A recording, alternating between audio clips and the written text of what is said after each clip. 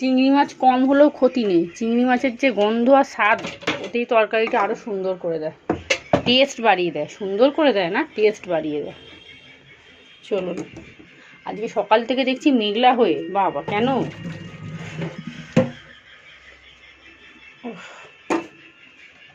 গতকাল রাত্রিরে এই তেলটার মধ্যে মাছ ভেজেছিলাম, খানিকটা তেল ছিল, এটার মধ্যে চিংড়ি মাছটা ভেজে নিচ্ছি, আর এর মধ্যে ভাজাটা বসিয়ে দেবো। এখনও ডাল বসাতে হবে, কিষান চলে গেছে পড়তে।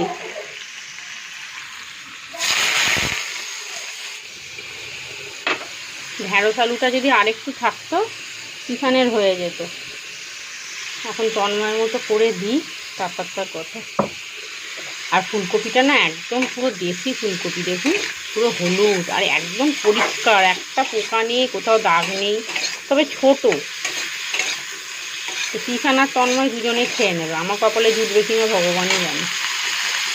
একটু ঢাকা দিয়ে কতটা তেল দিলাম, সব তেল টেনে নিল। ভালো করে ভেজে নিই, আলুতে সিদ্ধই আছে, বেশিক্ষণ লাগবে না। তবে এই কড়াটার মধ্যে করব না, এইটার মধ্যে করব। আর এই যে ঢ্যাঁড়সটা প্রথমে ধুয়ে কাটিনি তো, কেটে ধুয়েছি, জলে চপচপ করছে। এইটুকু চিংড়ি মাছ তন্ময়ই খেয়ে নেবে, আমাদের বেলা একটা কিছু করতে হবে, এই দিয়ে হবে না। অর্ধেক আলু কেটেছি, ভাতে দিয়ে দেবো। কিষান কত দুদিন ধরে বলছে, মা আমার জন্য একটু আলু সিদ্ধ দেবে তো। ও তেল দিয়ে নুন দিয়ে মেখে আলু সিদ্ধ দিয়ে ভাত খাবে, কি ভালোবাসে। আর এই যে পরশু দিনে একটু চাল বেশি হয়েছিল, মানে দেবো দেবো করে দুদিন ধরে আর দেওয়াই হয়নি। থাক, এটা এখন দেবো না, এখন দিলে পুরো গলে পাঁক হয়ে যাবে। যখন হয়ে আসবে একদম লাস্টে দিয়ে ফুটিয়ে নামিয়ে দেবো। আলু সেদ্ধ দিয়ে ভাত খাবে, আমার এখন হট করে মনে পড়লো। গতকালও বলছি তুমি ভাতের মধ্যে একটা দিয়ে দিতে পারলে না, ভুলে গেছো। হট করে এখন সবজিগুলোকে মানে বটিটা তুলতে যাবো, তখন মনে পড়লো যে ওর জন্য একটা আলু সেদ্ধ দিয়ে দিই। আর এই যে ওইটুকু হয়েছে, দেখুন তেলটা বেশি হয়ে গেছে। ভাতটা একটু ফুটুক, বন্ধ করে দেবো। আর এই যে পুরো মেঘলা হয়ে আছে। এখানে চিংড়ি মাছ, ফুলকপি, আলু সব ভালো করে কষিয়ে নিয়েছি, আর এখানে একটু ডাল বসিয়ে দিয়েছি। আর এই যে ভাতও হয়ে এসছে। চলুন এবারে জল দিয়ে দেবো। আলুটা মনে হয় বেশি সিদ্ধ হয়ে গেছে। ব্যাস, গতকালের একটুখানি মশলা ছিল, ওটাই দিয়ে দিয়েছি। আদা, রসুন, পেঁয়াজ, টমেটো সব পেস্ট ছিল একটুখানি, ওটাই দিয়ে দিয়েছি। আর আদা রসুন নেই ঘরে, আজকে সবজি বাজার করতেই হবে। শুধু সবজি কেন, নেই, কি বলে, আদা রসুনও নেই। আদা রসুন আলু সবই কিনতে হবে। যা কিনেছিলাম মোটামুটি 10 দিন মতো গেল, 10 দিন না, 1 সপ্তাহ বোধ হয়, নাকি 2-3 দিন আগে সেই নিয়ে এলাম না।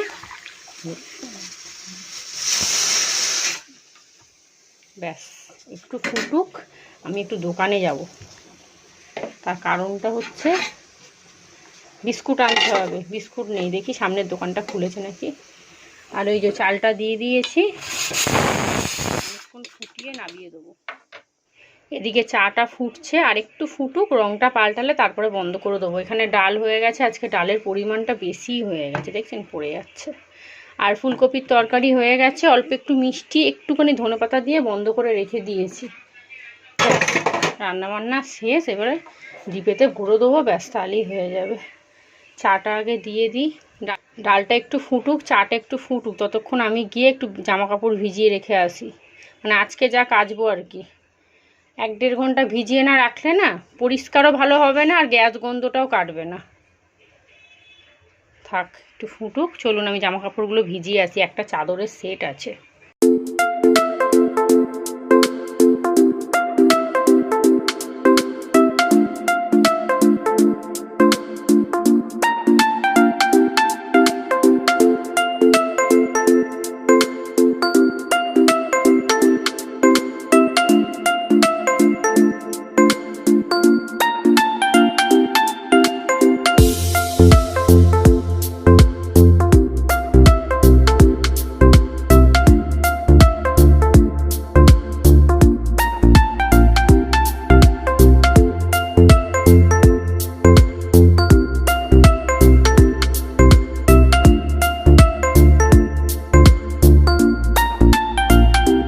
এই হলো ফুলকপির তরকারি। ডাঁটিগুলো সিদ্ধ হচ্ছিল না, একটুখানি এরকম গুঁজে গুঁজে দিতে ঝোলের মধ্যে ঢাকা দিলাম, তারপরে আবার সিদ্ধ হলো। একটুখানি ধনেপাতা দিয়েছি। আর এই হলো ডাল, আর এই হলো ভাজা। চলুন, রান্নাবান্না হয়ে গেছে। এখানে আমার জন্য চাটা ঢাকা দিয়ে রেখেছি। আগে ভাতটা বেড়ে দিই, তারপরে আমি চা খাবো। ভালো রঙটা কিন্তু হয়েছে, বলুন, খেতেও হেব্বি লাগছে। চিংড়ি মাছ যে তরকারিতেই দেবেন সে তরকারির স্বাদ দ্বিগুণ হয়ে যাবে। এখানে সব টিফিন কৌটোতে খাবার বেড়ে নিয়েছি। এই যে স্টিলের টিফিন কৌটো খুলতে গেলে সব খাবার পড়ে যাচ্ছে। এখানে তরকারি, এটা ভাজা, ডাল, আর এই হলো ভাত। এই এক কৌটো ভাত হলে ওর মোটামুটি হয়ে যায়। এর থেকে বেশি দিলে নিয়ে চলে আসে। বাচ্চা ছেলে তো অল্প খেলেই হবে, বেশি না খাওয়াই ভালো। চলুন, এগুলোকে এবার ব্যাগের মধ্যে ভরে দিয়ে এবার আমি চা খাবো। সকাল এখন 9:30 বাজে। দেখুন তিশান এখানে পুতুলটা রং করতে বসেছে। দেখি বাবু, দেখা একবার, হাতে তুলে দেখাতে পারবি না? দেখিস পানা ভেঙেই জ্বলে গেল। যা দেখি, এই দেখুন মুখটা এখনো রং করেনি। ও যতটা পারবে করুক, তারপরে যেটা পারবে না সেটা আমি করে দেবো। কোন আমিও যে একবারে আমরি রং করতে পারি তা নয়, আমার থেকে বরঞ্চ তিশান ভালো রং করতে পারে, তাই না বল বাবু? হ্যাঁ, দেখছেন, নিজের প্রশংসা শুনতে কে না ভালোবাসে। জামাটা কিন্তু খুব সুন্দর লাগছে। চুলটাও বেশ ভালোই রং করেছে। তবে আমি ওকে বলেছি যে যতটুকু মানে কালারটা যেখানে দেওয়ার সেখানেই দিবি, তার বাদ বাকি লেফটে দিস না, তারে বিচ্ছিরি হয়ে যাবে। যা করবে করুক। আবার এবার আইসক্রিমের বাটি কিনে নিয়ে আসতে হবে, কিনে তারপরে আবার ওতে প্যারিস দিয়ে ওটাকে আবার বসাতে হবে। এখন প্রায় 11টা বাজে।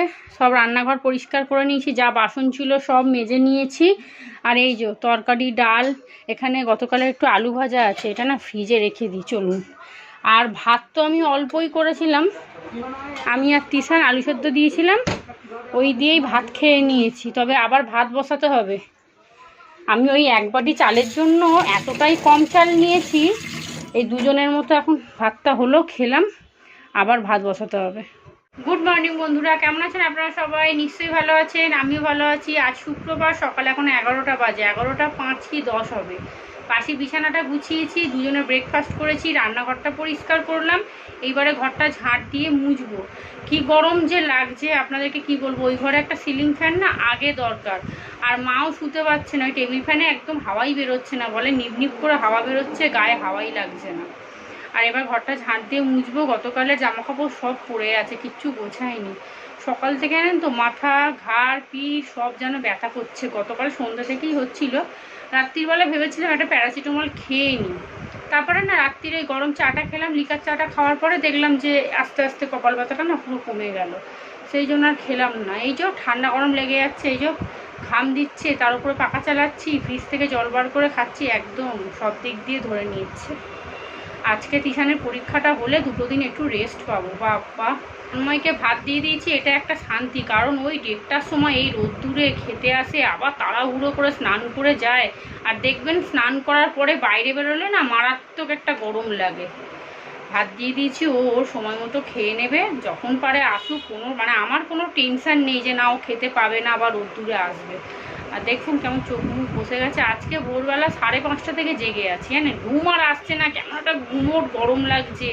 তারপর ওই 5:45টার দিক করে একবার দরজাটা খুলে বাইরেটা গেলাম। ও বাবা, হাওয়াই দিচ্ছে না, পুরো ঘুম হয়ে আছে বাইরেটা, একদম পারছি না।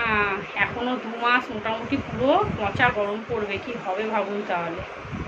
চলুন, দুঃখের কাহিনী আর বলে লাভ নেই, দুঃখ সুখ নিয়ে জীবন, তাই না বলুন? আর এই জলের ড্রামটাকে পর্যন্ত এই ঘরে নিয়ে আসে না, জানেন। আমি তো হাতে করে আনতে পারি না, এই পায়ে করে ঠেলে ঠেলেই আনতে হয়। এরকম কুঁড়ে বেটা ছেলে আপনাদের ঘরে আছে? আমাদের ঘরে আছে। তিশানকে তো বলে কাজ করাতে হয়, আর তন্ময়কে তো বললেও করে না। বাবা, জল তেষ্টা পেয়েছে, আগে ফ্রিজে জল ঢোকাবো আজকে। এই ড্রামটাকে রেখে দিই। আর আগে আমাকে ফিল্টার কিনতে হবে, জানেন, অনেক টাকা আমার জলে চলে যাচ্ছে। আগে একটা ফিল্টার কিনবো বাবা, আর কিনে ঠিক ওইখানটাতেই রেখে দেবো, একদম ভালো সুন্দর থাকবে। আমার একটা ছোট কাঠের টুল আছে, এখানটা রেখে দেবো, ভালোই হবে বলুন।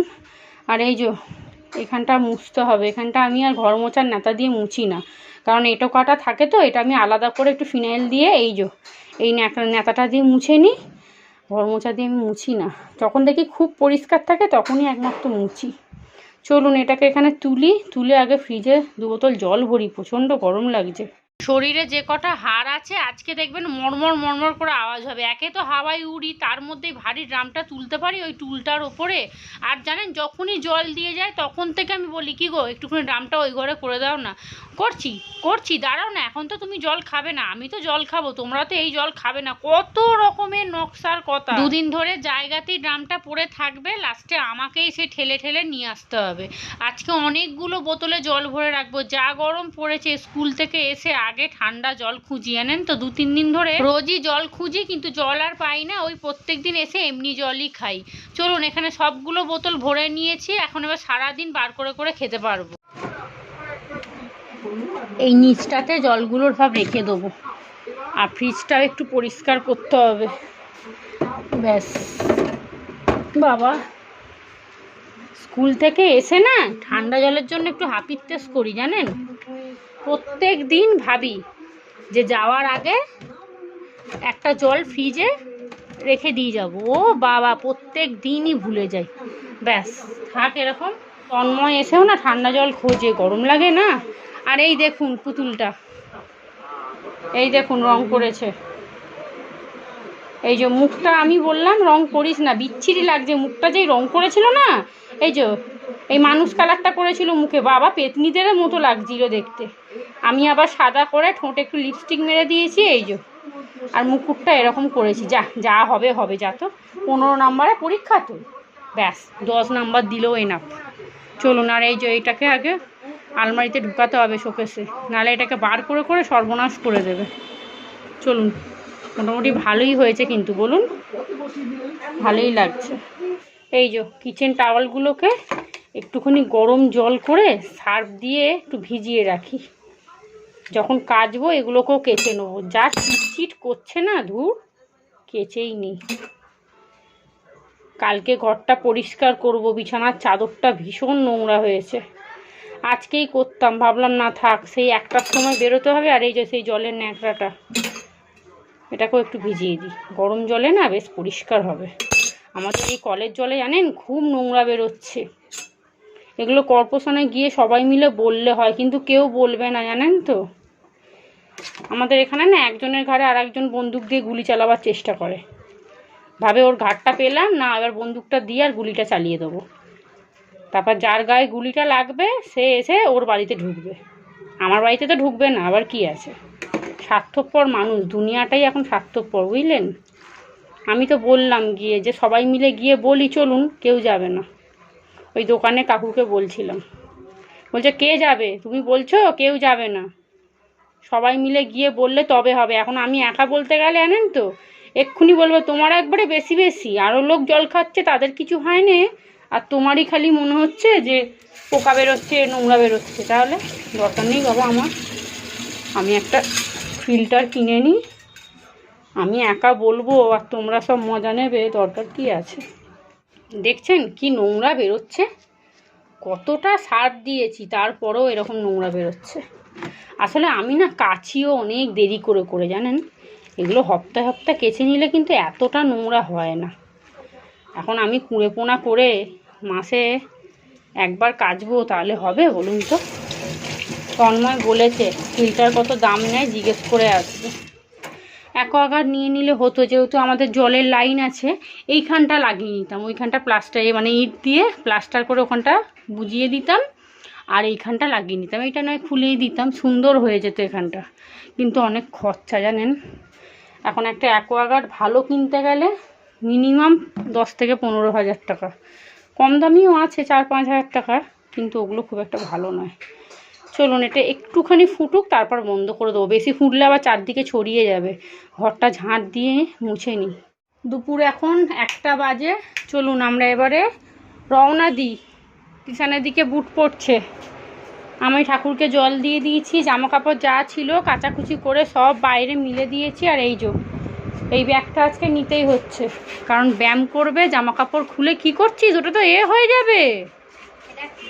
আরে নিচটা ক্ষয়ে যাবে জুতোর, মানে বাবা বলেছে আসুক না তোর বাবা আজকে, জুতোর তলাটা ক্ষয়ে যাবে, জলের বোতল আছে, আমার ব্যাগটা নিয়ে ছাতা নিয়ে আমি এটা ধর, বাইরে গিয়ে দাঁড়াবি না, কুকুরে ভর্তি একদম এখানটা।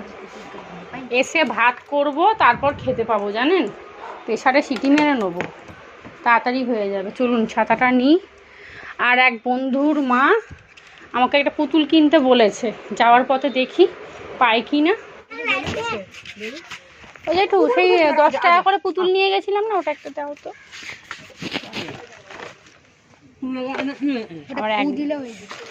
ও আচ্ছা আচ্ছা, নাও দাও, নে ধর। ঘর বাড়ি, হ্যাঁ দেখ কি সুন্দর সুন্দর সব ঘর বাড়ি দেয় না, বলো না।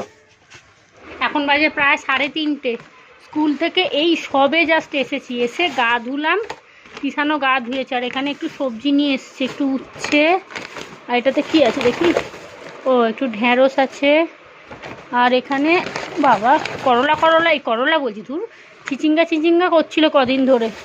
আর এই যে কাঁচা লঙ্কা, এই একটু টুকটাক সবজি নিয়ে এসছি আসার সময়। এই যে একটাই মাসি বসেছিল প্যাকেটে, তাও জানি না প্যাকেটের ভিতরে পচা আছে না ভালো আছে। কিষানের বিকেলে পড়া আছে, ইংলিশ পড়া, ওর একটুখানি পড়া আছে, ও পড়তে বসে গেছে। আর আজকে ও যাবে মামার বাড়ি। চলুন, আমি এসেই ভাত বসিয়ে দিয়েছি, তখন তো সব ভাত খেয়ে চলে গেছিলাম। এই যে অনেকগুলো সিটি পড়ে গেছে, এবার বন্ধ করে দিই, ব্যাস দুজনে অল্প অল্প করে দুটো ভাত খেয়ে নিই, ঝামেলা মিটে যাবে। এখানে ভাত বেড়ে নিয়েছি, এই যে কিষানের জন্য একটা আলু সেদ্ধ দিয়েছি। আর দেখুন ভাতে ফ্যান আছে, জলটা একটু বেশি হয়ে গেছে, ও শুকনো হলে মানে পাকার হাওয়াতে শুকনো হয়ে যাবে। আর এই হলো পেঁয়াজ দিয়ে মুসুর ডাল, আর এই হলো ফুলকপি আলুর তরকারি। আর টিভিটাকে এত জোরে চালিয়েছে। আর এই যে প্যাকেটগুলোকে আগে ফ্রিজে ঢোকাতে হবে, নাহলে পাকার হাওয়ায় পুরো শুকনো হয়ে যাবে। গুড ইভিনিং, সন্ধে এখন 6:30 বাজে। এখানে সন্ধে দিয়ে দিয়েছি, জামা কাপড় সব তোলা হয়ে গেছে, বিছানাটা একটু ঝেড়ে রেখেছি। তিশান গেছে পড়তে, ও পড়ে টোড়ে এলে মা আসবে একটু পরে, যাবে মামার বাড়ি। চলুন, তন্ময় আসবে এক্ষুনি। তন্ময়কে ফোন করেছিলাম, ওকে বলে দিয়েছি যে তুমি আসার সময় একটু চিকেন কিমা নিয়ে আসবে, আমি আমার জন্য এখন একটু চা করবো। কিমার জন্য সব রেডি করে নিয়েছি, এখানে পেঁয়াজ টমেটো কেটে নিয়েছি, এই যে আদা রসুনটা পেস্ট করব কাঁচা লঙ্কা দিয়ে। আর এই যে আজকে না একটুখানি আলু দেবো ছোটো ছোটো করে, তবে আলুটা এর সাথে একসাথে দিয়ে দেবো না, তাহলে আলুটা গলে যাবে পুরো একদম। আলুটাকে ভেজে রেখে দেবো, একদম লাস্টে দেবো। আর এখানে এই যে গাজর, বিনস আর ক্যাপসিকাম কেটে নিয়েছি, সব তো কাটাকুটি হয়ে গেছে। এখন মাংসটা এসে পৌঁছালে হয়, আবার হুট করে না বলে মাংসর দোকানের সামনে এসেছি, আমার গরম লাগছিল, মাংস নিয়ে চলে এসেছি। হ্যাঁ এরকম একদিন হয়েছে জানেন, আমাকে বললো আমি মাংস নিয়ে যাচ্ছি। এখানে বাসন কোসন সব মেজে নিয়েছি, সব রেডি করে নিয়েছি, এখন রুটি দিয়ে খাবে না পরোটা দিয়ে খাবে কে জানে। আর এই যে 1 প্যাকেট দুধ নিয়ে আসলাম, সন্ধেটা দিয়ে টুক করে গেলাম সামনের দোকানটাতে। সকালে চা হবে, আবার সন্ধেবেলাও চা হবে, এখন চাটা করবো না, থাক মা আসুক একবারে করব। আর এরকম হয়েছে জানেন, আমাকে বললো আমি মাংস নিয়ে আসছি, তারপরেই হঠাৎ করে বাড়ি এসে দেখছি মাংসর প্যাকেট উধাও। আমি বললাম কী গো, তুমি বললে মাংস নিয়ে আসছি, বলছে আমার দোকানের সামনে এসে আর ভালো লাগছিল না, আমি বাড়ি চলে এসেছি। তাহলে এই যদি আজকে হয়, ঘরে একদম তুলকালাম শুরু করবো মিঠুন চক্রবর্তীর। চলুন এবার ও ঘরে গিয়ে একটু বসি, ওগুলো চাপা থাক, গ্যাস ট্যাস সব বন্ধ করেছি তো, এখন আমি বড্ড ভুলে যাই জানেন। আর এই দেখুন এই গামছাটা না ছিঁড়ে গেছে, এটাকে ভালো করে কেচেছি, রান্নাঘরে ছোটো ছোটো করে কেটে তারপরে করব, উফ রান্নাঘরে নেতা করব। আর এই যে পুতুলটা শুকিয়ে গেছে বেশ সুন্দর, কালকে এটাকে আইসক্রিমের বাটির মধ্যে এরকম করে বসিয়ে, বাবা কত কায়দা, ওই 10 নাম্বার না 15 নাম্বার দেবে, তার জন্য কায়দার শেষ নেই। আর এই যে তিশান বাড়ি যাবে, 2টো প্যান্ট 2টো গেঞ্জি রেডি করে রেখেছি। আমার মা আবার চেঁচায়, হ্যাঁ গেঞ্জি প্যান্ট দিসনি, এই দিসনি সেই দিসনি। আর এই যে এই জামা কাপড়গুলো পরে গুছাবো, ভাল লাগছে না। এখন বাজে সন্ধ্যে 7:30, তিশান আজকে তাড়াতাড়ি পড়ে চলে এসছে, 8:30টায় ছুটি হওয়ার কথা, কিন্তু ও আমাকে এসে বলল যে দাদা আজকে তাড়াতাড়ি ছুটি দিয়ে দিয়েছে, দাদা নাকি কোথায় যাবে। তো যাই হোক, খুব একটা মিথ্যা কথা বলে না পড়া টড়া নিয়ে, সেই জন্য বিশ্বাস করে নিলাম। আর মা এসেছে জাস্ট 10 মিনিট হবে, তারপরেই তিশান ঢুকেছে। এখানে মাকে চা দিয়েছি, চা খাচ্ছে, আমিও একটু চা খেয়ে নেবো। এখন বাজে 8:15, মা তিশান চলে যাচ্ছে। তিশান তো মাকে বসতেই দিল না, চলো চলো চলো চলো করে, যেই চা খাওয়া হয়ে গেছে সেই থেকে শুরু শুরু করে দিয়েছে। যাই হোক চলুন, তিশান এখন দুদিনের জন্য গেল মামার বাড়িতে, আমি এবার ভূতের মতো একা বসে থাকবো। এবার রান্না বান্না বসিয়ে দিয়ে ওদিকে কিমাটা সব রেডি করে নিয়েছি, মা এসেছিলো বলে একটু গল্প করছিলাম। চলুন, বাড়ি ফাঁকা হয়ে গেছে, এবারে চলে এসেছি আমি সোজা রান্নাঘরে, কিমাটা বসিয়ে দিচ্ছি। কড়াই তেল দিয়েছি আর অল্প একটু চিনি, একটা তেজপাতা ফোড়ন দিয়েছি, পেঁয়াজটা একটু ভাজা ভাজা করে সব সবজিগুলো দিয়ে দিয়েছিলাম। এরপরে টমেটো, তারপরে মাংস, আদা রসুন বাটা, হলুদ গুঁড়ো, লঙ্কার গুঁড়ো, প্রতিদিনের মশলা সব দিয়ে ভালো করে কষিয়ে নিয়েছি। কিমা কিন্তু হয়েও গেছে। এখন বাজে প্রায় 9টা। এখানে কিমা রেডি হয়ে গেছে। এখানে আমি পরোটা ভাজছি। বললাম রুটি দিয়ে খাও, না না পরোটা দিয়ে খাবো, কিমা পরোটার সাথেই জমে। তবে আমার জন্য পরোটা করিনি, মায়ের জন্য আর তন্ময়ের জন্য করেছি, আমি রুটি দিয়ে খাবো। আর এই হলো কিমার ফাইনাল লুক, একদম তেল তেল করে করেছি, অল্প একটু মিষ্টি দিয়েছি। এখন বাজে প্রায় 10:30, ঘন্টাখানেকের মতো একটু রেস্ট নিয়েছি। এইবারে খেতে হবে, কারণ 10:30 বেজে গেছে, আর বেশি দেরি করব না। আগে তো 10টার সময় করে খেয়ে নিতাম, কিন্তু এখন একটু দেরি করি, গরম পড়েছে না। আর এই যে আমার জন্য রুটি করে নিয়েছে, আমার আটা মাখতে হয়নি, আমার ফ্রিজে একটু আটা মাখা ছিল, না হলে করতাম না, ওই দুটো রুটির জন্য ধুর। চলুন এবারে তন্ময়কে খেতে দিয়ে দিই, আর আমিও নিয়ে নেবো, মাকে ওই ঘরে দিয়ে দিয়েছি। তিশানকে বললাম আজকে থেকে যা, আমি কিমা করব, বলছে না না আমি কিমা খাবো না, আগে আমাকে মামার বাড়ি যেতে হবে, মামার বাড়ি বাচ্চাদের কাছে খুব প্রিয় জায়গা। যাই হোক চলুন তাহলে আজকের ব্লগটা এখানেই শেষ করছি। আপনারা সবাই ভালো থাকবেন, সুস্থ থাকবেন, আজকের মতো সবাইকে টাটা।